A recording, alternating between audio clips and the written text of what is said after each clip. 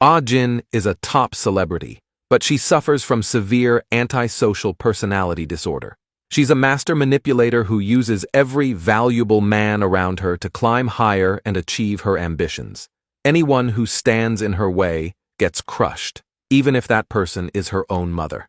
A big part of what shaped Ah-jin comes from her broken home. Her mother is an alcoholic who never treated her well, and her father is a gambling addict who never cares about her life. Growing up in this environment, Ah-jin's personality twists, and she starts taking pleasure in getting revenge on anyone who ever wronged her. In high school, her homeroom teacher once mocked her for being an orphan with no background. On the teacher's birthday, the class prepares a surprise party. Suddenly, the teacher's husband storms in, slaps her across the face, and throws her affair photos all over the room. Just like that, she loses everything. Ah-jin gently supports her and whispers, "Did you like my gift?" Terrified, the teacher runs out of the school like she's seen a demon. The next day, the new homeroom teacher announces two good news.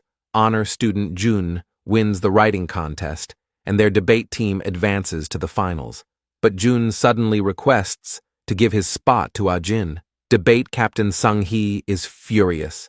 She has always disliked Ah-jin, especially because Ah-jin consistently scores higher than her.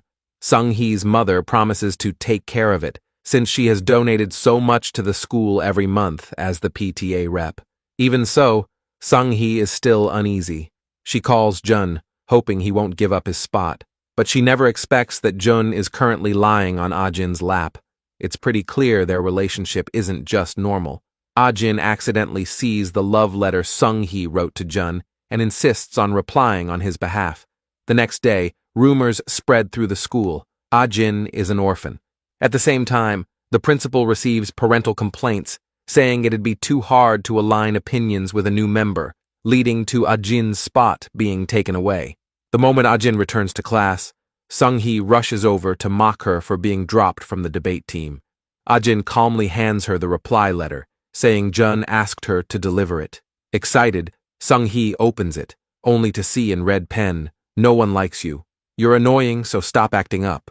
Right then, the teacher brings bad news. Someone reported that a contestant's parents bribed the judges, and the entire school is now disqualified. Sung-hee believes Ah-jin is the one who did it. She compares the handwriting and confirms the reply letter was written by Ah-jin. Enraged, she throws a bucket of water over her. Soaking wet, Ah-jin returns to the classroom. Jun hurriedly covers her with a towel and brings her to the infirmary. Ah-jin clutches his sleeve tightly and says she's worried Sung-hee will keep bullying her and begs him for help. Meanwhile, the delinquent Jo accidentally loses his phone. Sung-hee picks it up and discovers he's running a loan sharking business and taking orders from some boss. The news spreads across the school instantly. Ah-jin immediately finds Jo and demands an explanation. Jo reassures her, saying he never said her name. It turns out Ah-jin is his boss.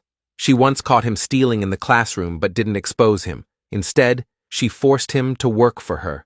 Ah-jin suddenly hugs him and says, "Thanks, I knew you'd do that for me." Coincidentally, Sung-hee secretly witnesses everything, feeling triumphant, unaware that Jun is quietly watching her from the rooftop. By noon, Sung-hee deliberately provokes Ah-jin, creating an excuse to meet her alone. She uses Jo's phone to call his boss, and sure enough, Ah-jin's phone rings. Just as Sung-hee keeps humiliating her, Jun suddenly shows up. On the rooftop, he confesses his feelings to Sung-hee and asks her to stop bullying Ah-jin.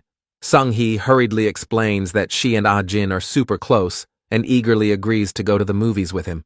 That night, when Jo finds out Ah-jin is being bullied, he gets so furious he's ready to confront Sung-hee, but Ah-jin calmly says, "Do me a favor."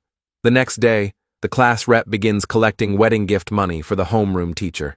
When Sung-hee opens her locker, Ah-jin quietly leans in and memorizes the passcode. Moments later, Jo receives Ah-jin's message. The plan begins. During PE, Jun invites Sung-hee to skip class and do something more fun. Naive and flattered, she agrees right away, faking a stomachache to get permission to leave. Meanwhile, Jo slips into the classroom and stuffs the wedding money into her locker.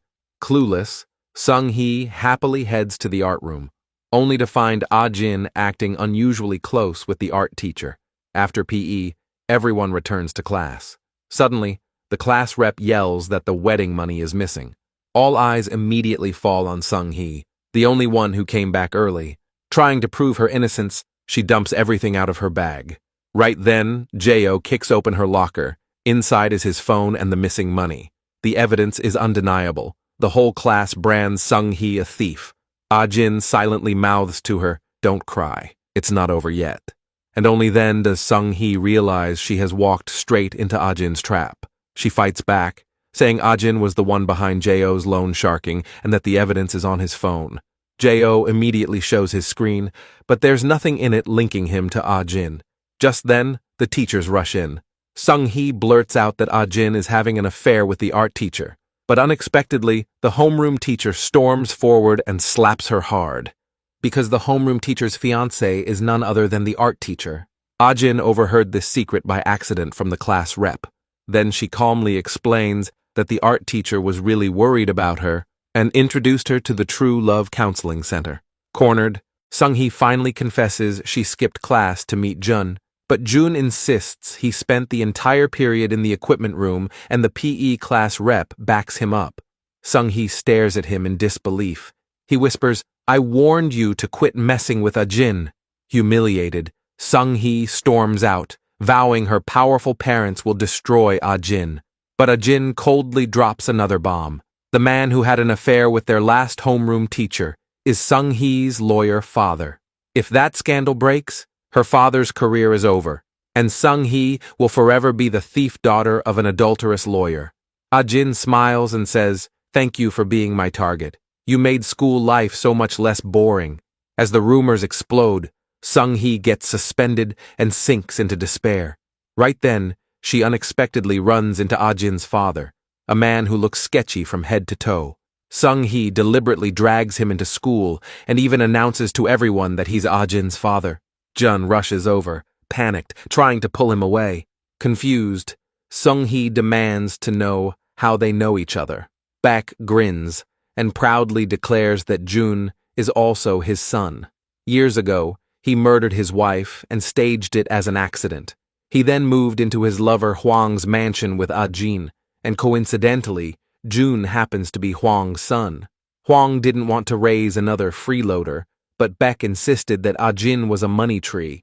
They could make a fortune just by selling a few videos of her. Hwang was tempted by the idea and planned to send Ah-jin to an orphanage once it was done. But little Ah-jin overheard everything, and her eyes burned with rage.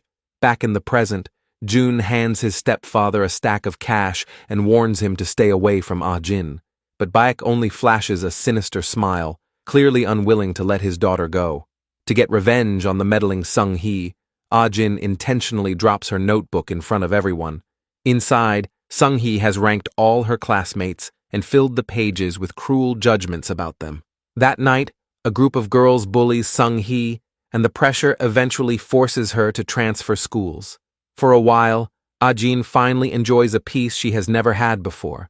One day, she suddenly receives a call from Jo.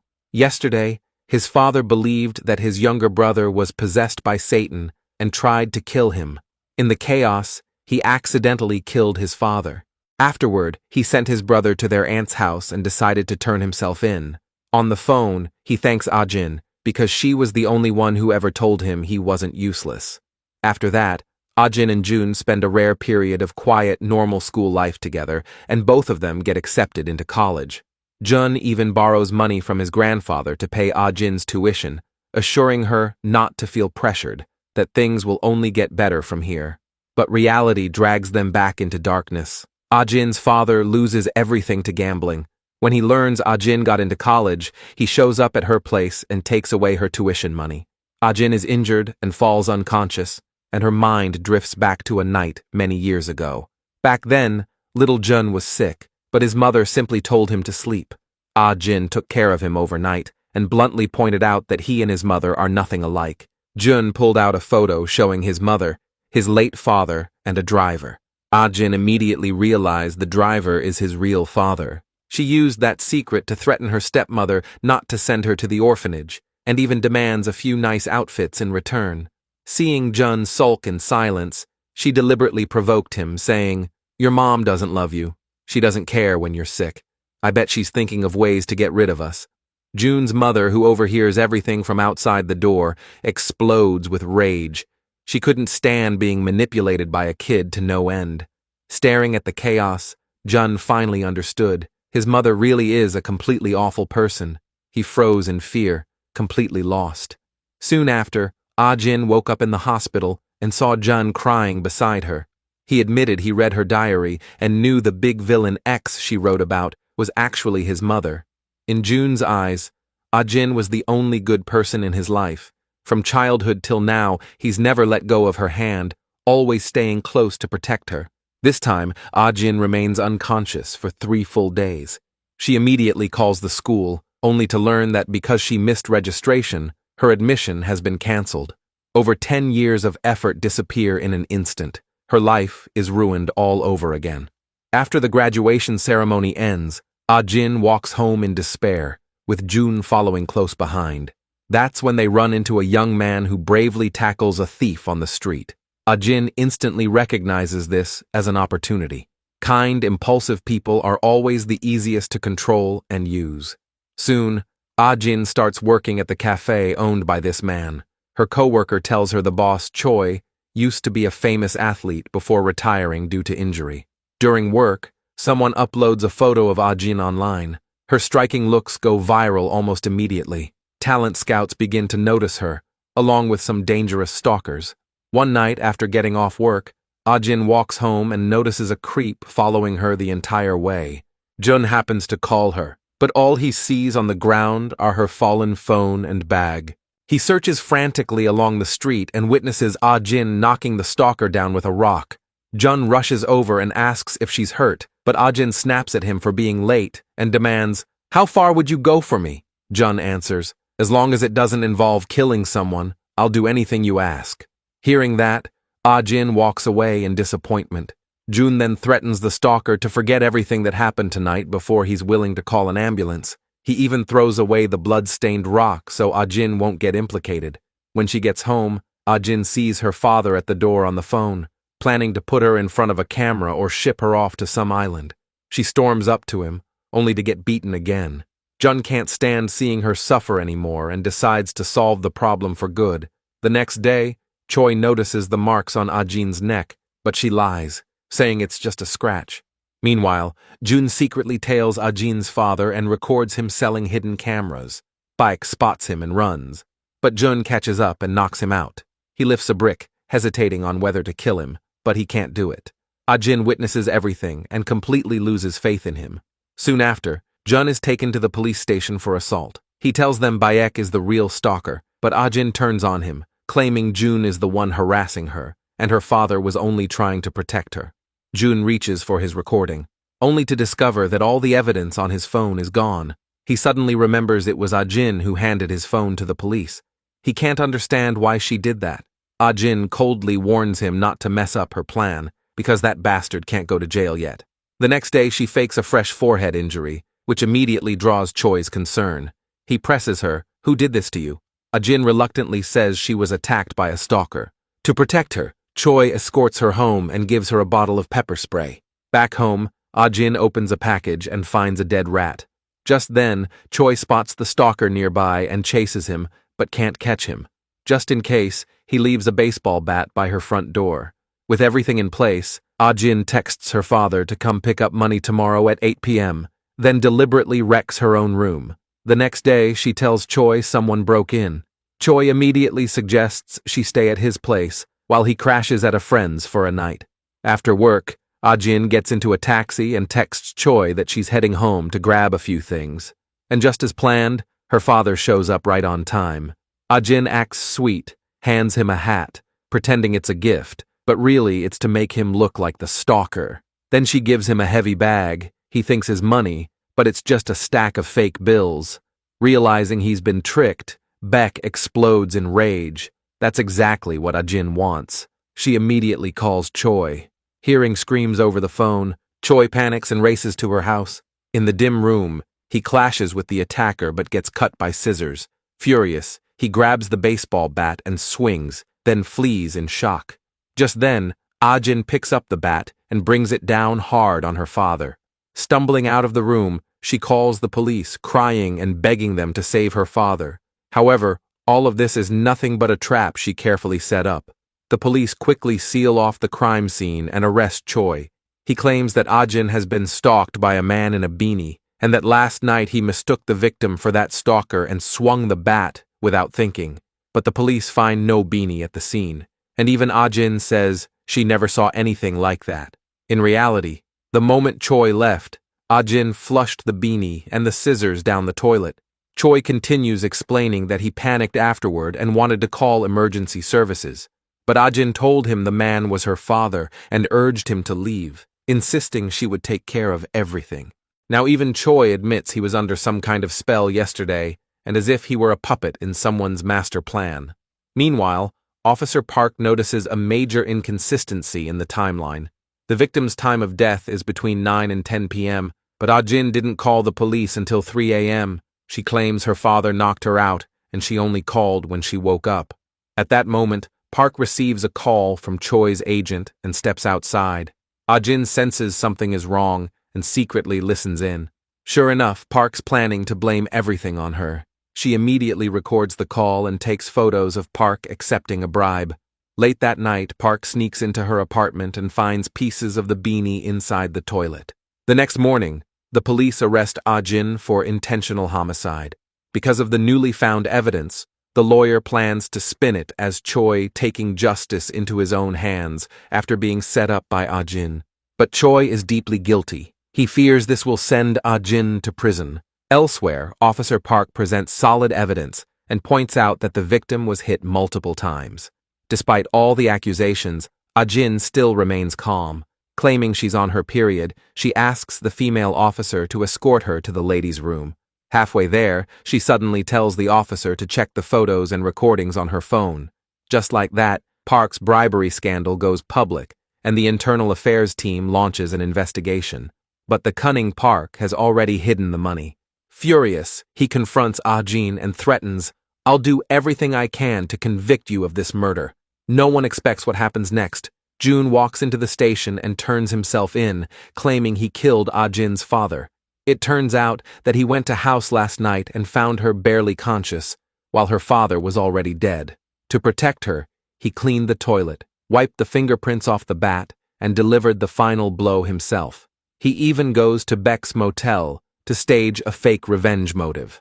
But the officer quickly spots the flaws and exposes Jun's attempt to take the blame for Ajin. Breaking down, Jun grabs the officer by the throat, begging them to let her go. The officer warns him to face reality. Evidence shows Ajin used innocent people to commit murder, which is still a serious crime. Realizing how severe the consequences are, Jun completely loses control. Just then, news comes in. The case will be closed as blunt force homicide by Choi. The real mastermind is Ms. Seo, the CEO of Longstar Entertainment, who has been trying to sign Ajin from the start. Earlier, Ajin agreed to join her company, and Ms. Seo used her influence to pin everything on Choi. She not only gets Officer Park demoted, but also gets Jun out of prison. In return, she demands that Ajin never see Jun again. She promises to turn her into an international superstar, but if her past ever comes out, everything will collapse overnight. After dinner, Ajin meets Jun to say goodbye. Jun accuses her of betraying Choi, the man who risked his life to help her. Ajin shouts back that she doesn't pity anyone but herself, because she has never lived a normal life like everyone else. She says she'll climb to the very top, where no one will dare stand in her way. From that day on, Ajin throws herself into her career and quickly becomes one of the hottest rising stars. And in prison, Choi watches her face on TV, his eyes filled with emotions he can't put into words. Not long after, the Busan International Film Festival kicks off in full splendor. As the most anticipated rising actress of the year, Ah-jin is arranged to walk the red carpet with top star In-gang. Because of In-gang's charm and thoughtfulness, Ah-jin suddenly becomes the center of attention. But this makes his ex-girlfriend Lena burn with jealousy. Desperate to win In-gang back, she refuses to accept that he's close to another woman. In-gang, already exhausted by her constant clinging, warns her to stop interfering in his life.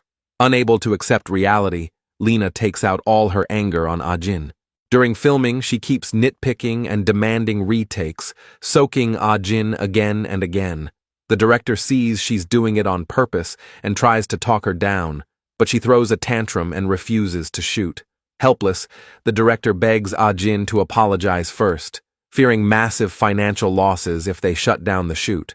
Before Ah-jin can do anything, Ms. Seo suddenly appears on set and warns Lena, if she causes trouble again, her DUI cover-up will go public. It turns out Ms. Seo's most valued artist is In-gang. She wants him to look after Ah-jin more, and in return, In-gang asks her to help him get rid of Lena. Ah-jin doesn't understand why Lena is so afraid of Ms. Seo, until her assistant quietly explains that Ms. Seo keeps dirt on every artist locked in her safe. If any of it gets out, no one could survive it. A few days later, Ah-jin runs into a mysterious helmeted man in the elevator. He stares at her nervously and doesn't dare say a word. Only after she steps out does he remove the helmet. It's her lackey, J.O. J.O. doesn't dare to face her because he still hasn't become someone useful to her. Since getting out of prison, he delivers food for a living and gives every cent to the aunt raising his younger brother. But the aunt still sees him as a father killer and forbids him from going near his brother. Meanwhile, Jun has become a well-known author. For 5 years, he's been quietly watching over Ah-jin from afar, never approaching her. His mother, Ms. Huang, is drowning in loan shark debt and goes to Jun's grandfather for help, only to be thrown out. With nowhere else to go, she turns to Jun, only to discover his heart is still clinging to Ah-jin. Unable to hold back, she scolds Jun for being so pathetic. Jun demands that his mother keep her promise and apologize to Ah-jin because he believes Ah-jin ended up like this entirely because of her.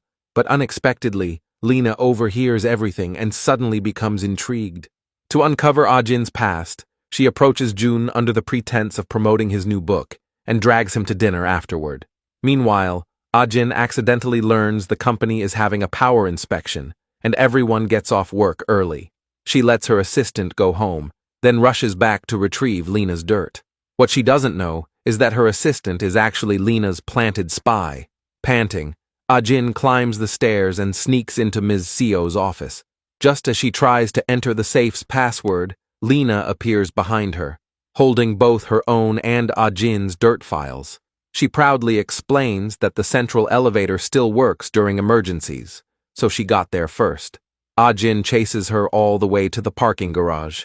Lena orders her to kneel and apologize. When Ah-jin doesn't comply, Lena slaps her sharply. Ah-jin mocks, "No wonder In-gang is fed up with you." Enraged, Lena slaps her repeatedly, only stopping when she hears Jun's car door open. Seeing Ah-jin in such a pitiful state, Jun's eyes turn red, but he doesn't dare to approach her. A few days later, the company holds its annual banquet. Lena invites Jun and makes sure he knows that Ah-jin will be there.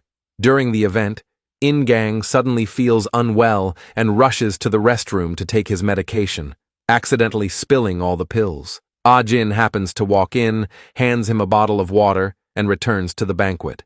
The big screen plays highlight clips of the actors, but the final scene unexpectedly shows Lena violently slapping Ah-jin. The room erupts in shock. Miss Seo immediately steps onto the stage and claims it is a scene from an upcoming drama. It turns out that before heading to the company, Ah-jin already discovered that her assistant betrayed her. The assistant panicked and explained that her father was seriously ill and needed money. It was Lena who lent her the money, so she had to work for her. Ah-jin quickly came up with a plan. She walked right into Lena's trap on purpose, while the assistant hid nearby and recorded the bullying incident. Afterward, Ah-jin warns Lena not to mess with her again, or she'll release the video to the public. Feeling triumphant, she returns to the event, only to run into Officer Park, the detective who handled her case years ago. Park still blames her for ruining his career and vows to make her pay. Jun happens to see this scene and is about to step in, but Park has already left. Lena also sees everything. She secretly snaps a photo of Park and immediately orders someone to dig into his identity. That night, Ah-jin goes to Jun's place and pours out the pain she has carried for years. Leaning on his shoulder, She says she's tired of living an invisible life.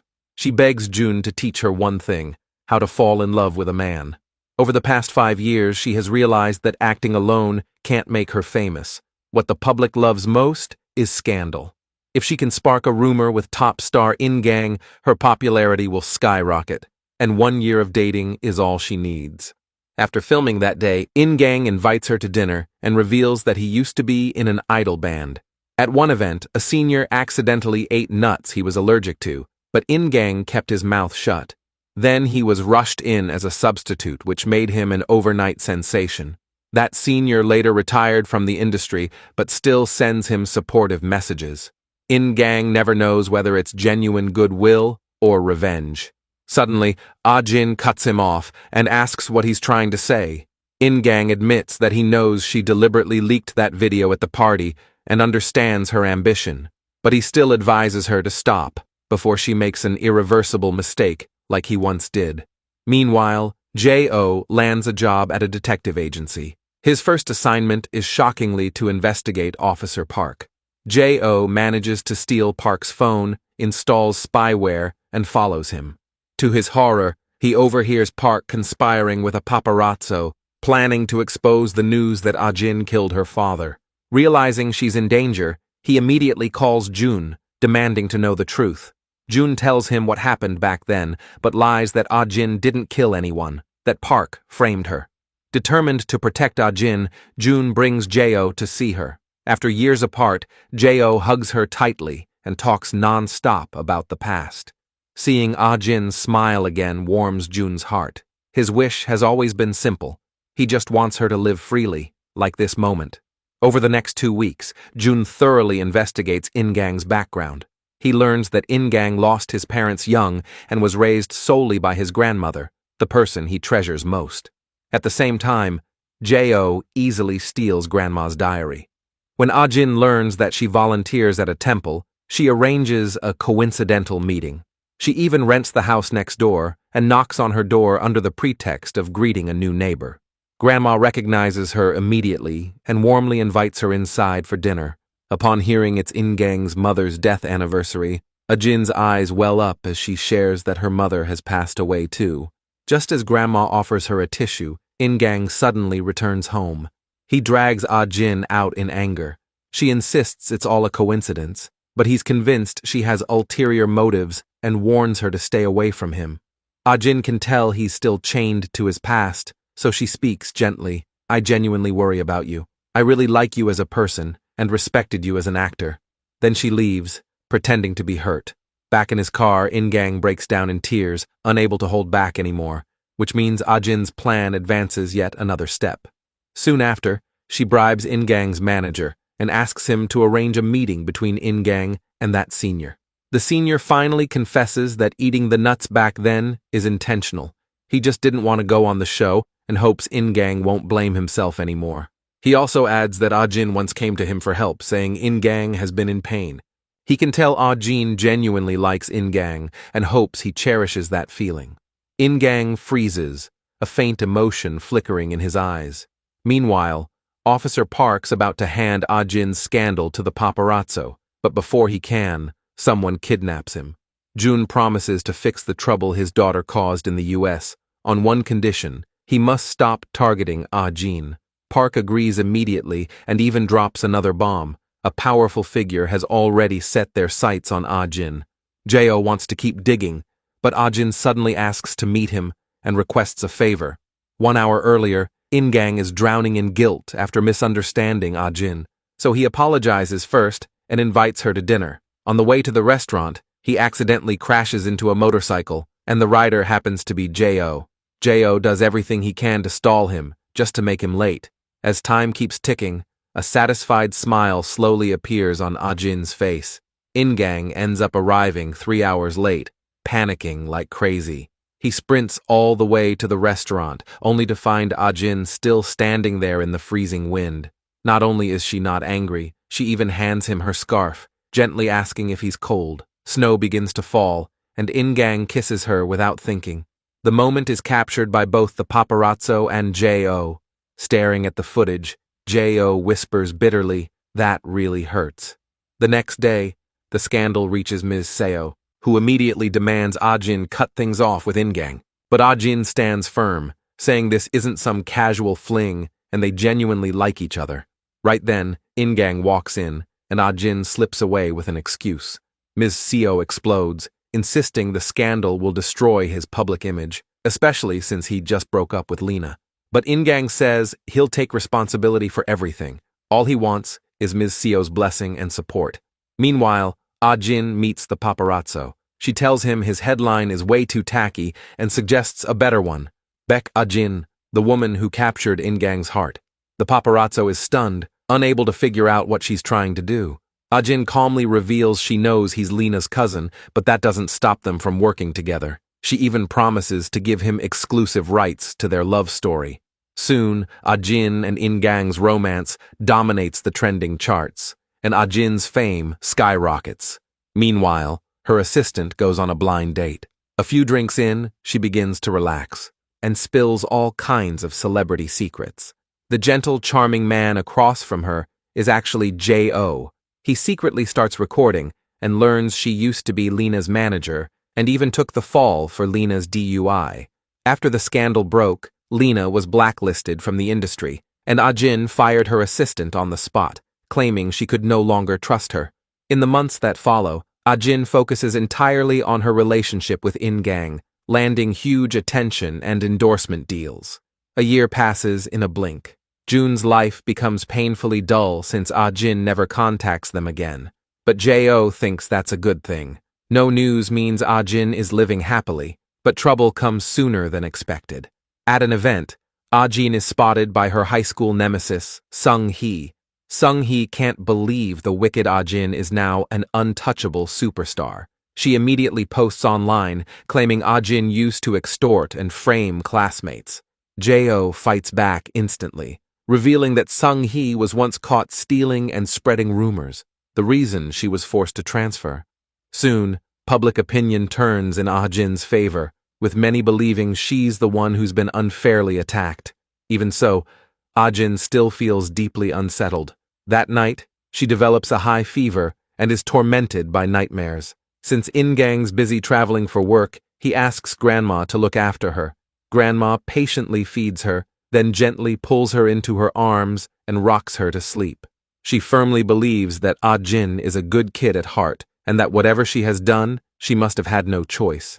Ajin is deeply moved. It's the first time she ever feels what family warmth is. She even gives Grandma the door lock code so she can visit any time. Over the weekend, Ajin goes to the temple to pray, and unexpectedly runs into Choi, the cafe owner who has just been released from prison. Choi calmly asks, "Did you get what you wanted?" Ajin is stunned and can't respond. Just then Grandma appears, smiling as she greets Choi. It turns out she met him while doing volunteer work in the prison. Afraid her past will come out, Ajin quickly claims she only worked part-time at his cafe before. That night, she contacts J.O. and tells him to keep an eye on Choi in secret. Meanwhile, Jun's new book is about to be adapted into a movie. A paparazzi shot captures him on a date with Lena, and rumors spread that Lena might play the female lead. But Jun privately meets Ms. Seo and firmly insists the lead must be Ajin. It turns out he has been an anonymous investor in Longstar Entertainment for the past year, and Ajin's secret financial backer. That night, Ajin shows up at Jun's place and accuses him of using dirty tricks to force her to see him. Jun fires back, "The one-year deal is over. You're still staying with Ingang. Did you fall in love with him?" As they argue, Lena suddenly barges in, threatening to expose their improper relationship. Ajin, however, doesn't care at all and leaves calmly. Later, she meets J.O. and learns that Choi's movements seem normal, showing no signs of danger. The next day is Ajin's birthday. Ingang prepares a romantic date. Just as he's about to propose, Lena suddenly arrives with Jun and purposely brings up the fact that Ajin stayed at Jun's place late at night.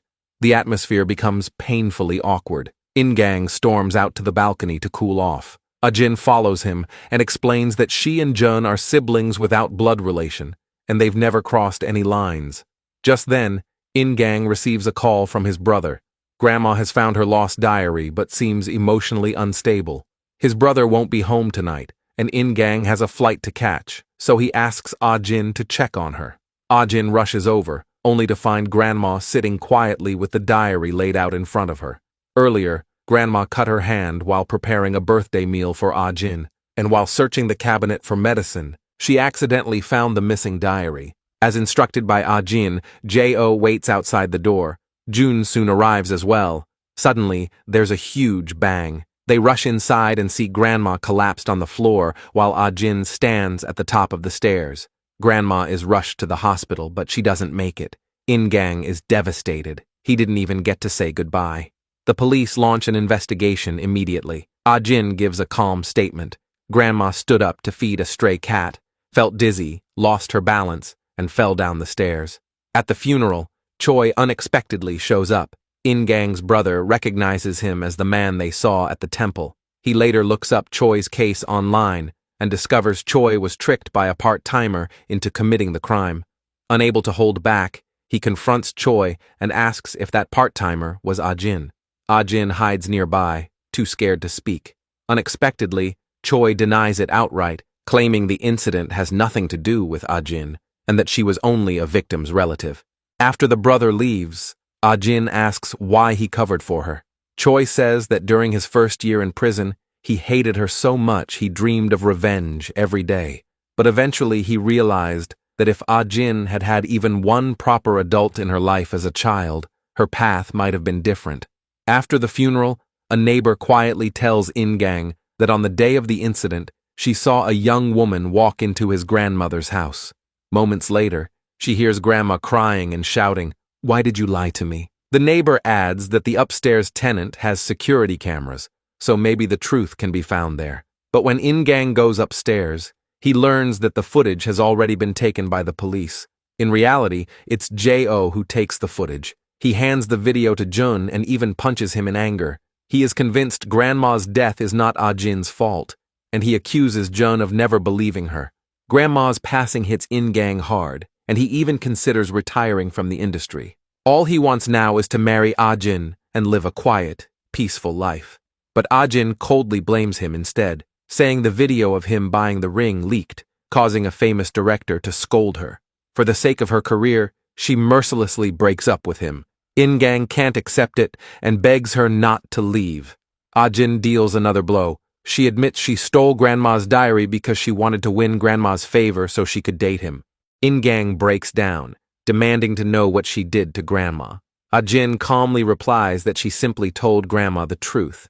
Before leaving, she says she'll have reporters publish the breakup, and the reason will be grew apart due to busy schedules. On her way home, she realizes someone is following her. Fortunately, In-woo steps in and blocks the car, only to be beaten brutally by a group of men in black. But when Ah-jin calls, he still lies and says it was just paparazzi. The next day, the breakup news dominates the trending searches. Miss Seo rushes to In-gang's home to comfort him, only to find him dead in the bathtub. Jun confronts Ah-jin, accusing her of causing In-gang's death.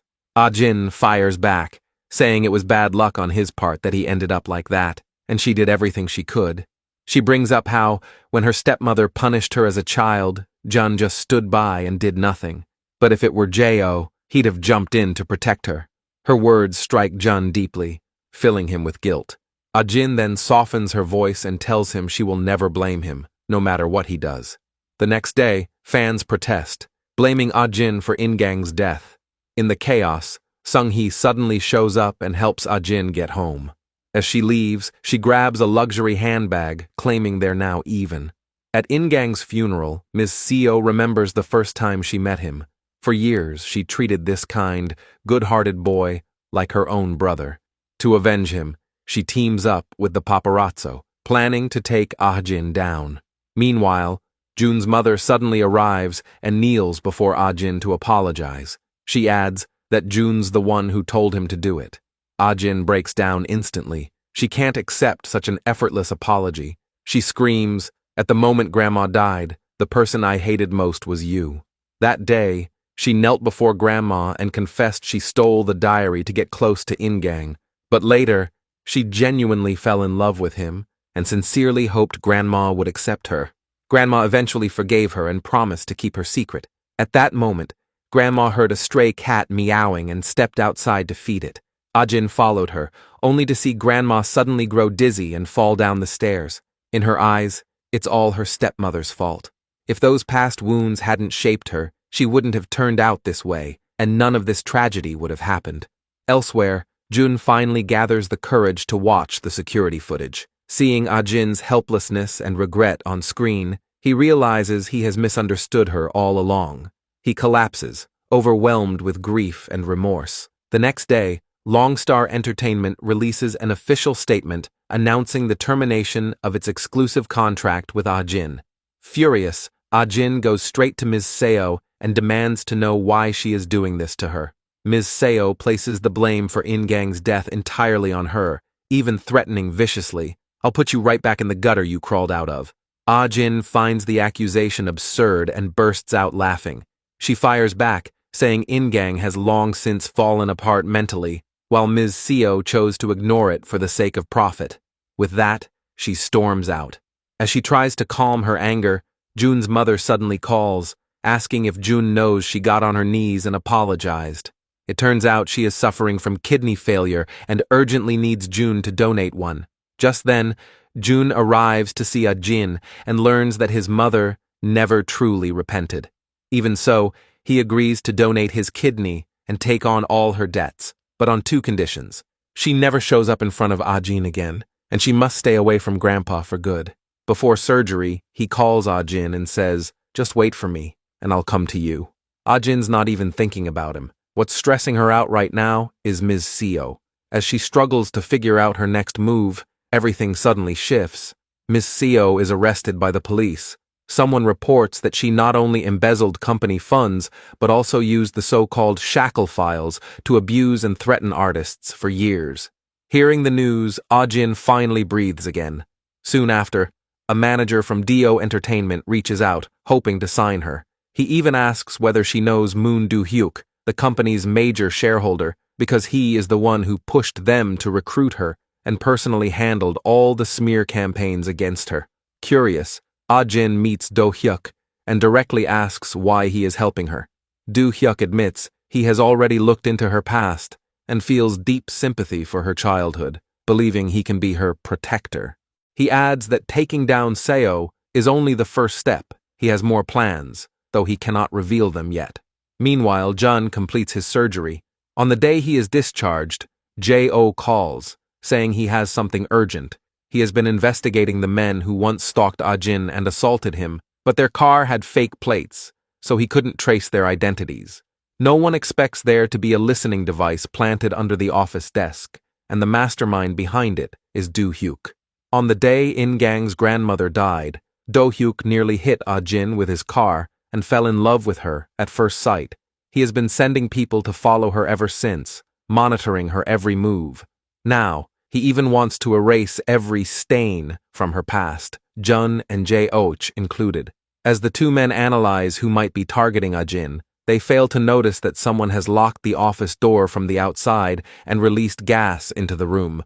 J.O. smells something first and walks over to check, only to see flames spreading rapidly under the door. The next second, the gas tank explodes. Luckily, they leap out the window in time and survive without injury. Panicked, they try calling Ajin non-stop, but she never picks up.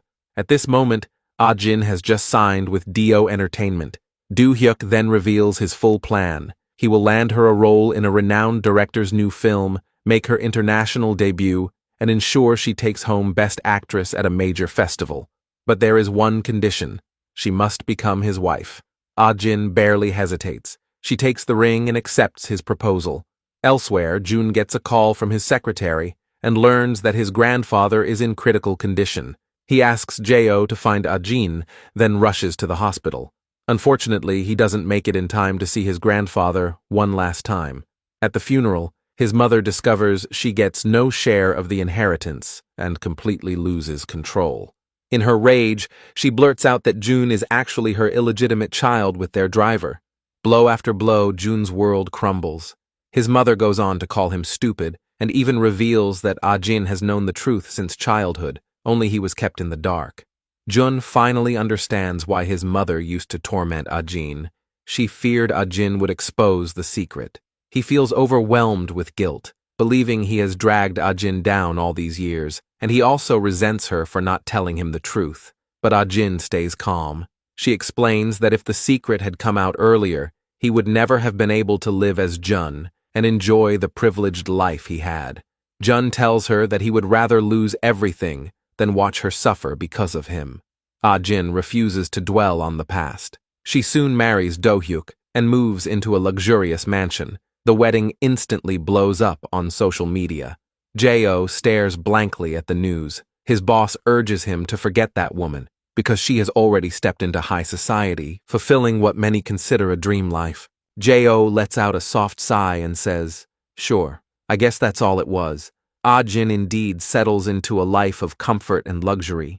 The only thing that unsettles her is that the entrance to the third floor is locked. The housekeeper explains that the study upstairs is strictly off-limits. Only Do-hyuk can enter, and even the previous madam wasn't allowed. Curiosity grows inside Ajin. That night, she deliberately brings it up at dinner. Do-hyuk uses the moment to talk about his ex-wife. He once gave her everything she wanted, but her demands kept growing, and she kept saying she wanted to kill him. They divorced soon after, and her mental state deteriorated. She is now in a psychiatric hospital. Soon after, strange incidents begin happening. One day, Ajin forgets to buy sanitary pads, yet right after showering, someone delivers exactly what she needs. The clock in the living room suddenly breaks, and the stopped time happens to match the hour she once planned to kill her father. She starts to suspect everything is connected to Do-hyuk. The next day, she secretly meets with Jo, asking him to investigate Do-hyuk's past, especially his ex-wife's current whereabouts.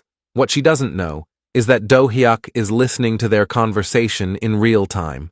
When she returns home, the housekeeper brings her a cup of hot tea, saying Do-hyuk specifically instructed her to drink it.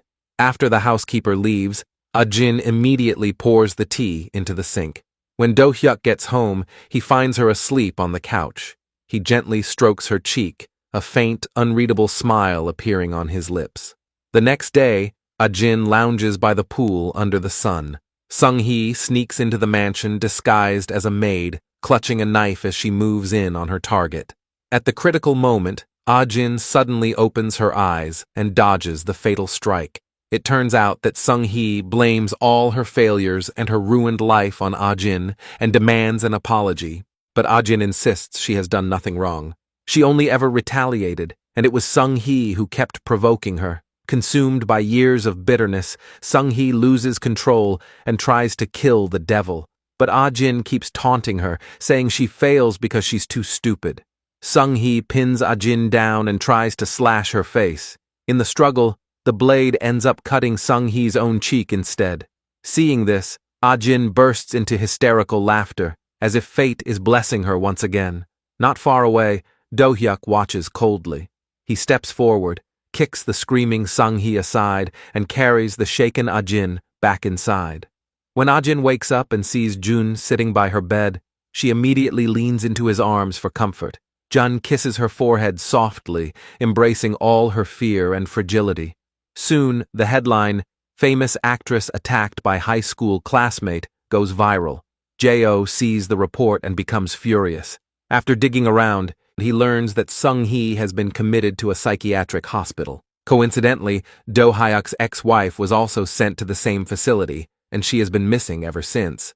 Sensing something is wrong, Jo discovers that Do-hyuk quietly acquired the hospital not long ago. Meanwhile, Jun suddenly behaves like a completely different person. He moves in with his mother and patiently accompanies her on shopping trips. On the way, a producer recognizes him, brings up the attack on Ajin, and points out that certain scenes in Jun's novel strongly resemble the rumors surrounding her, questioning whether he wrote it based on real events. Jun denies it and quickly leaves, then immediately calls Jo to ask about Ajin. Jo scolds him for not caring enough and tells him to come ask in person. Elsewhere, Ajin's mental state rapidly deteriorates. She begins hallucinating, believing the maid is whispering about her or even approaching her with a knife. In the blink of an eye, her teacup turns into a glass of liquor. When she steps into the hallway, the kitchen is a complete disaster and the doors are smashed in. She asks the housekeeper what happened, and the housekeeper, shocked, says Ah-jin did everything herself. Only then does Ah-jin recall punishing the maid and breaking into the forbidden study, where the room is filled with Do-hyuk and his ex-wife's wedding photos. The housekeeper suggests she see a doctor, but Ah-jin lies that she simply blacked out from drinking and warns her not to tell Do-hyuk. The next day, she forces herself to the set. Jo has been waiting and demands to know why she called him for help. But Ah-jin has no memory of making that call. Jo concludes that everything she's going through, the nightmares, the memory loss, must be connected to Do-hyuk. He also looked into Sung-hee and found that just days before the attack, she suddenly had a lot of cash and even bragged about meeting Do-hyuk. He tells Ah-jin to divorce that man before she's ruined beyond salvation. But Ah-jin is terrified of losing everything she has now and of returning to the days when people threw eggs at her and publicly humiliated her. Seeing her agony, Jo feels heartbroken. He promises he'll help her put a leash on Do-hyuk so he can't mess with her again.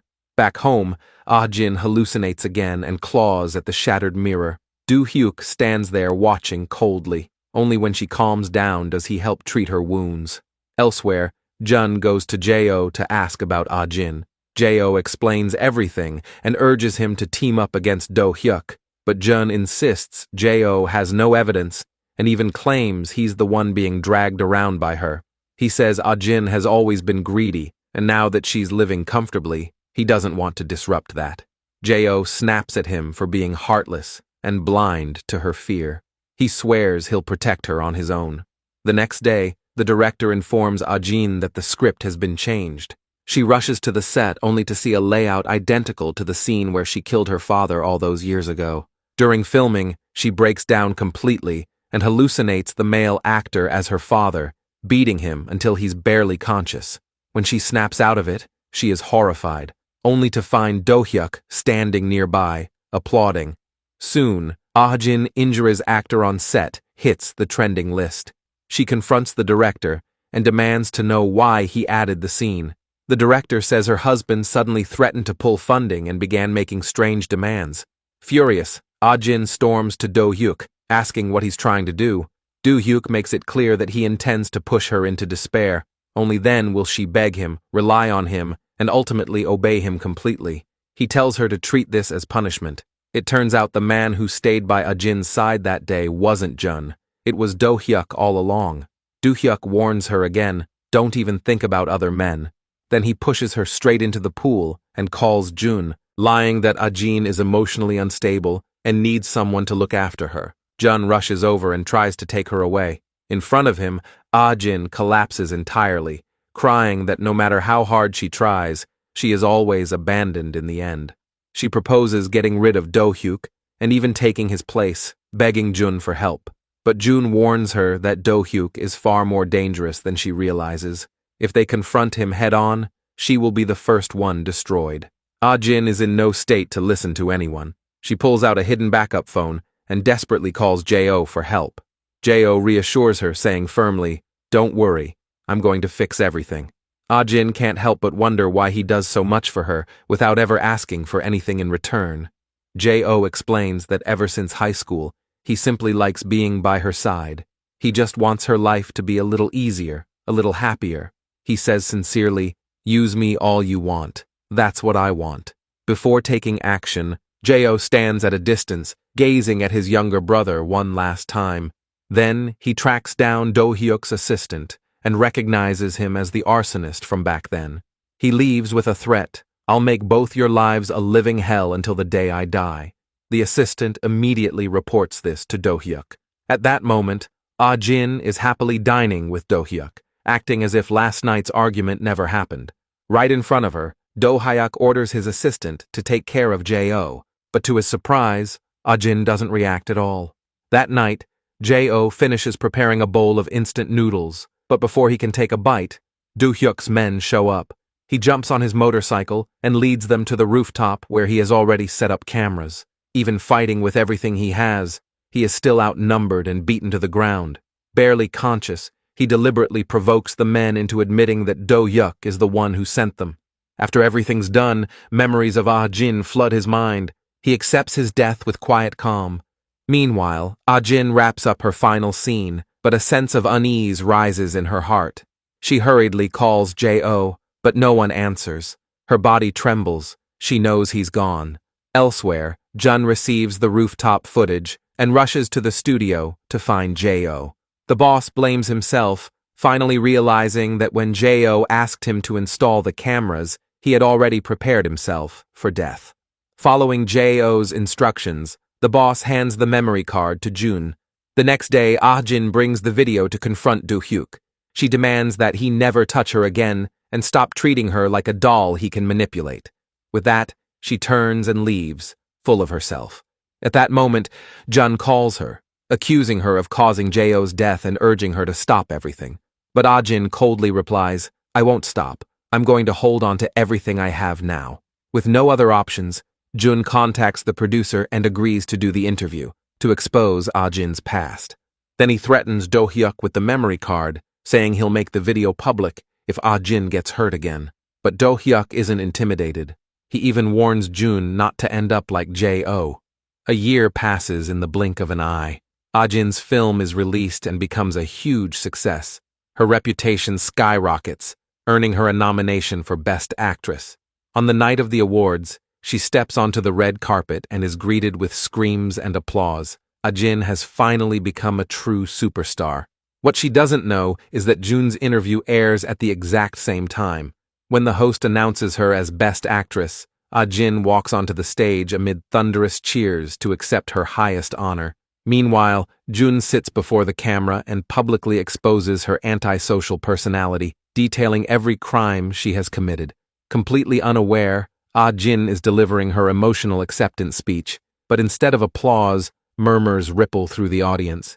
Confused, she returns backstage, only to see Jun on the TV screen exposing how she orchestrated her father's death. In just a few minutes, she falls from heaven straight into hell. Ah Jin escapes in a panic, while Do Hyuk stands above her, watching everything coldly. Just as she runs out of options, a car stops in front of her, and unexpectedly, she smiles, like she's finally let go. Jun admits he regrets realizing too late that he can't save her. He promises that if she stops now, he will stop too. Ah Jin gives a bitter laugh and says, "I thought there was nothing left that could tie me down, but it was you, my final shackle." Jun grips her hand tightly, choosing to follow her all the way into hell. The next day, news of Jun's death spreads quickly, while Ah Jin disappears without a trace. Only after reading his final letter does his mother realize the truth, that the brief happiness he left her was meant as punishment. He destroys every photo of himself, determined to erase his existence completely from her life. For the rest of her long years, she is left to endure nothing but pain and regret. Meanwhile, Do Hyuk sends people everywhere to find Ah Jin. It turns out that night, she survived thanks to her incredible instinct to live. Even at the very end, fate stays on her side, and she finally breaks free from the final shackle in her life.